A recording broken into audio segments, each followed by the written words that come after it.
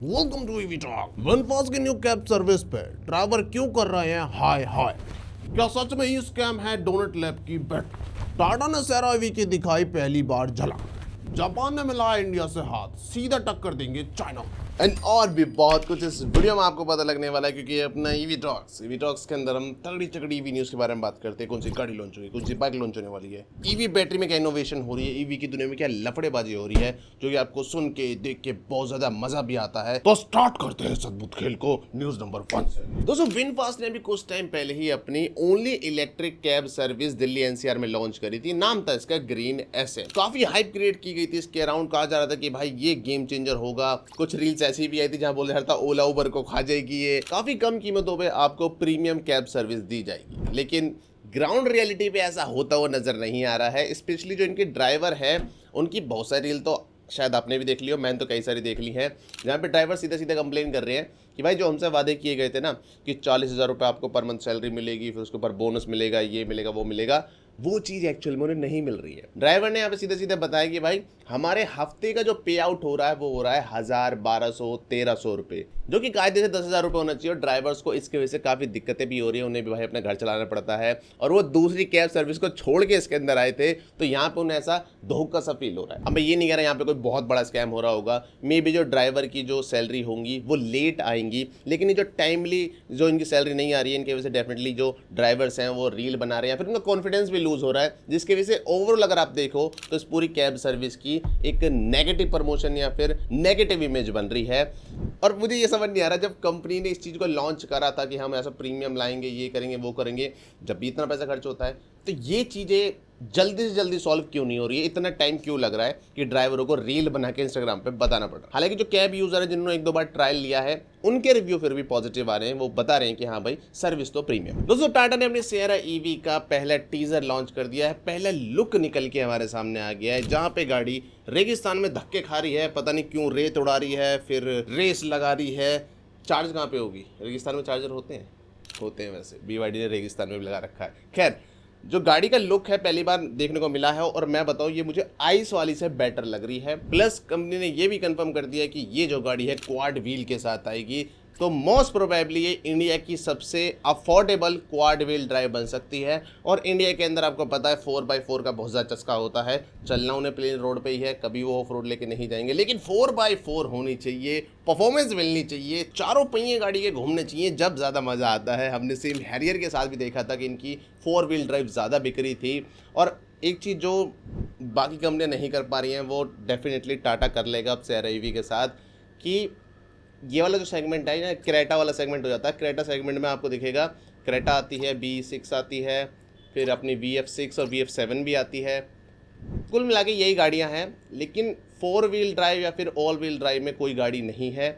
VF7 है, वो फिर ज़्यादा ही ऊपर चली जाती है 25 लाख के आसपास, और कोई गाड़ी नहीं है। तो टाटा के पास ना बहुत अच्छा प्लेग्राउंड है, जहां पे वो मुझे लग रहा है कि बहुत अच्छी तरीके से अब गेम को खेलने वाले हैं। और मुझे कुछ लोगों ने कमेंट में बोला था कि यार आइस में भी नहीं बिक रही, या ईवी में भी नहीं बिकेगी, लेकिन मैं थोड़ा डिसएग्री करता हूँ इस बात से। बस प्राइसिंग अच्छी होती ही ना, यहाँ सारी चीज़ें चेक मार्क पूरे हो जाएंगे। बॉक्सी डिज़ाइन जो लोगों को आजकल पसंद आ रहा है, फीचर रिच है भाई, बाकी सनरूफ भी इसके अंदर देती है, और सबसे मेन जो लोगों को ज़्यादातर पसंद आता है वो है ऑल व्हील ड्राइव, वो भी इसके अंदर आ गया है। तो बाकी बस अब 30 तारीख का वेट है। 30 तारीख को आपको पता लग जाएगा कि भाई ये गाड़ी कितने में लॉन्च होती है, कैसे लॉन्च होती है। क्या आप इंटरेस्टेड हो इस गाड़ी को लेके या फिर नहीं हो? जो भी आपको लगता है एक बार अपनी प्रतिक्रिया भी कमेंट में बताओ एक बार। यहाँ तो हम ही बोलते रहते हैं, आप भी तो बोलो, अपने ओपिनियन डालो कमेंट सेक्शन में। दोस्तों, वर्ज इलेक्ट्रिक मोटरसाइकिल पे हमने बहुत टाइम से बात नहीं करी है, और हमारी प्रिय ऑडियंस ने कमेंट सेक्शन में प्रकट करा था कि भाई इसके ऊपर भी बात की जाए, हैं ये तो स्कैम निकला है।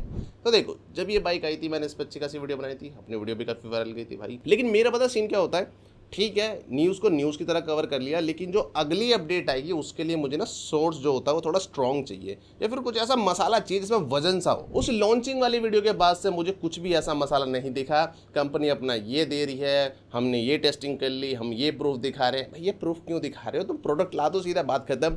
और इन्होंने ऑलरेडी बोला था कि अप्रैल मार्च के पास हम अपनी बाइक को डिलीवर स्टार्ट कर देंगे, फर्स्ट क्वार्टर बोला था, वो पता नहीं कब का निकल गया। तो वहीं से ढीलापन हमें दिखने लगा, और मुझे लगने लगा ये मुंगेरी लाल के हसीन सपने हैं, यहाँ पे फुल टस्सेबाजी होगी। और वो अब चीज़ें सामने भी आ रही हैं। चैनल पे भी अगर आप जाओगे डोनट लैब के, मुझे तो कुछ दिखा नहीं जिससे हमें पता लगे कि भाई बाइक कब आएगी। लोग जो बुक करके बैठे हैं वो वेट कर रहे हैं कि हमारी बाइक की डिलीवरी दे दो, लेकिन ठेंगा। कुछ नहीं मिल रहा भाई। लेकिन एक चीज़ है भाई, कंपनी ने एक चीज़ तो बढ़िया कर दी थी, जैसे इन्होंने अनाउंस करा था ना कि भाई हमने तो बना लिया बाइक सॉलिड स्टेट बैटरी वाली, जिसकी डेंसिटी भाई 350-400 वोटर पर केजी की है। चाइना के कान खड़े हो गए थे।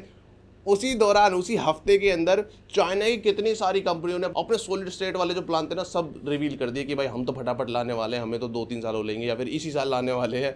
डर तो गए थे, लेकिन उन्हें भी धीरे धीरे पता लग गया कि ये सब हवाबाजी है और ये तो कुछ दिनों में ठंडी हो जाएगी। तो कहते हुए खेत तो हो रहा है, लेकिन इसे एक अच्छे सपने की तरह भूल जाओ। और हाँ, वीडियो में अगर यहाँ तक आ चुके तो वीडियो पसंद आ रही है तो इसे लाइक कर दो ना, चैनल को सब्सक्राइब करके वीडियो को हाइप मारो। दोस्तों, ईवी सेफ्टी के मामले में चाइना सबसे आगे है। इनके जो सेफ्टी स्टैंडर्ड होते हैं पूरी दुनिया में सबसे ज्यादा स्ट्रिक्ट होते हैं। और ईवी बैटरीज के लिए जो इनका सेफ्टी स्टैंडर्ड है GB 380 31/2025, इसे फाइनली चाइना 1 जुलाई से मैंडेटरी कर रहा है। अब ये स्टैंडर्ड कितना सेफ है उसे सुन के आप शॉक्ड हो जाओगे। इनके देखो, इससे पहले जो स्टैंडर्ड आया था वो आया था 2020 में। डायरेक्टली आपको कंपेयर कराता हूँ कि दोनों में डिफरेंस क्या है। जो 2020 वाला था उसके अंदर अगर थर्मल रनअवे होता है तो आपको वार्निंग देना इनफ था, लेकिन जो नया स्टैंडर्ड है जो 1 जुलाई से लागू होगा उसके अकॉर्डिंग आपके बैटरी पैक में फायर लगनी ही नहीं चाहिए, चाहे थर्मल रनअवे हो जाए लेकिन फायर लगनी नहीं चाहिए। दूसरा, पैसेंजर सेफ्टी के लिए पहले सिर्फ वार्निंग अलाउड था, लेकिन अब मैंडेटरी है कि पैसेंजर बिल्कुल सेफ रहना चाहिए। तीसरा, अगर कार के अंदर से धुआं निकलता है, बैटरी में आग लगती है, पहले क्या था सिर्फ वार्निंग से काम चल जाता, लेकिन अब ऐसा है कि निकलने वाले धुएं से भी पैसेंजर को बिल्कुल भी हार्म नहीं होना चाहिए। इंपैक्ट टेस्टिंग की बात भी करें तो पहले वो बहुत बेसिक था, लेकिन अब इसे बहुत ज्यादा हार्ड कर दिया गया है। और एक और चीज ऐड की गई है कि पहले हाई वोल्टेज शटडाउन को लेके ऐसा कुछ भी खास नहीं था, लेकिन अब ऐसा है कि सभी व्हीकल के अंदर एक मैंडेटरी बटन होगा जिसे दबाते ही हाई वोल्टेज सिस्टम बैटरी से डिस्कनेक्ट हो जाएगा। तो कुल मिला के ईवीज जो कि पेट्रोल डीजल से सेफ होती है उन्हें सेफेस्ट बनाया जा रहा है, उस लेवल तक लेके जाया जा रहा है जहां पे आग लगनी ही नहीं चाहिए। दोस्तों, सिट्रोएन ने भी अपनी EC3 इलेक्ट्रिक कार को अब अपडेट कर दिया है। 2026 के अंदर इन्होंने सबसे बड़ा जो चेंज करा है वो करा है प्राइस कट। अब ये गाड़ी पुरानी वाली EC3 से लगभग 1,70,000 कम कीमत पे आएगी। 3 वेरिएंट में आती है। लाइव वेरिएंट जो कि 12 लाख रुपए का है, लाइव ओ 12,40,000 और शाइन 13,26,000। मेनली जो अंतर है वो फीचर वगैरह का ही है, लेकिन पावर ट्रेन यहाँ पे सेम की सेम ही है। तीनों के अंदर ही आपको सेम बैटरी पैक मिलेगा 29 किलोवाट आवर का, जिससे IDC रेंज मिलती है 325 किलोमीटर की, जो कि पुराने वाली रेंज से 79 किलोमीटर ज्यादा है। फ्रंट व्हील ड्राइव है, 57 हॉर्स पावर का आउटपुट है, 143 न्यूटन का टॉर्क है, 0 से 60 जाने में 6.8 second, top speed 107 kilometre per hour की 10 से 80% चार्ज होने में लेती है लगभग 57 मिनट DC चार्जर से। अब देखो, गाड़ी ठीक है, ये लुक वाइज स्पेस वाइज सब में बढ़िया है, लेकिन मुझे पावर ट्रेन थोड़ी वीक लग रही है, प्लस बैटरी भी यहाँ पे हल्की है। कुल मिला कह सकते हो ठीक है, ये मार्केट में आ गई है, लेकिन एज ए चॉइस ही आई है। अभी भी जो पंच 40 किलोवाट आवर है जो कि 11 लाख रुपए शोरूम पे आता है वो अनबीटेबल है। इवन पावर वाइज भी देख रहा हूँ तो टियागो ईवी से जीत जाती है।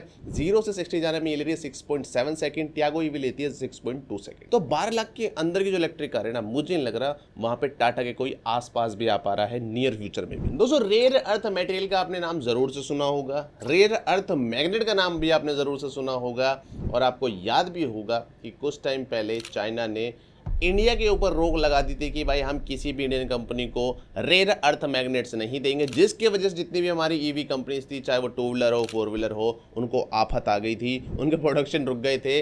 और जब ही सीख ले ली थी इंडिया ने कि भाई इसका कुछ ना कुछ अल्टरनेटिव तो हमें निकालना ही पड़ेगा। बहुत बड़ी न्यूज आ जाती है भाई उसको लेके। जापान की प्रोटेरियल कंपनी जो कि नियोडायमियम मैग्नेट्स बनाने में पूरी दुनिया में वन ऑफ द बेस्ट में आती है, फाइनली इंडिया के अंदर मैन्युफैक्चरिंग प्लांट लगाने वाली है, जिसके लिए ये 2250 करोड़ रुपए खर्च करेंगे। इस प्लांट को बनाया जाएगा अचूतापुरम, जो कि अनाकापल्ली डिस्ट्रिक्ट के अंदर है, और यहाँ पे जो मैन्युफैक्चरिंग कैपेसिटी होगी वो होगी 1.2 किलो टन पर एनम, जहां पे हम सीधा सीधा फिर sintered neodymium iron boron permanent magnets को बनाएंगे, जो कि किसी भी ईवी, डिफेंस, कंज्यूमर इलेक्ट्रॉनिक्स हर जगह काम आती है भाई। सिंपल वर्डों में कहूं तो भाई यहाँ पे परमानेंट मैग्नेट हम इंडिया में ही बनाएंगे। बेशक रॉ मटेरियल हम बाहर से लेने वाले हैं, लेकिन आप सोचो अभी जो हम पे संकट आ जाता है, या फिर आप कह सकते हो चाइना के पास एक बटन है कि इंडियन ईवी इंडस्ट्री को जब मर्जी कंट्रोल कर सकते हैं, चाहे वो ईवी बैटरी सेल से हो या फिर मैग्नेट से हो।